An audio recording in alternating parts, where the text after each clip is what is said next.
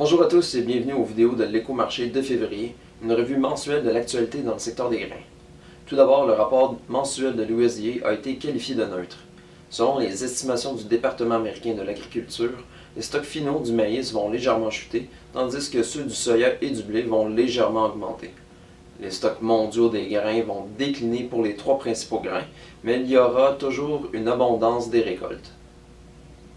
En Amérique du Sud, les conditions météo sont restées les mêmes qu'en janvier, ce qui a exacerbé la situation.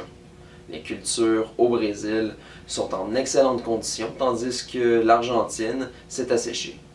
Par conséquent, les analystes locaux ont redressé les estimations de la production brésilienne et ont corrigé à la baisse celle de l'Argentine.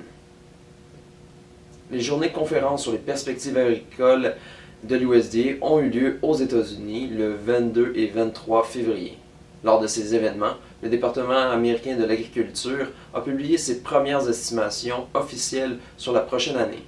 On anticipe que les agriculteurs américains sèmeront autant de maïs que de soya, ainsi qu'un petit peu plus de blé en 2018 qu'en 2017.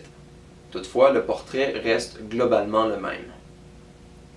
Le dollar canadien s'est déprécié de 3 sous US durant le mois de février en raison du pétrole brut majoritairement. Ce dernier a chuté lorsque les États-Unis ont commencé à accroître leur production.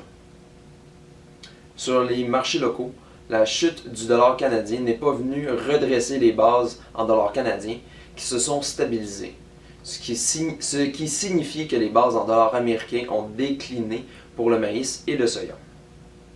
Ce fut un bref aperçu de l'actualité de février. Si vous voulez en connaître davantage, je vous invite à lire notre texte complet au www.pjq.ca.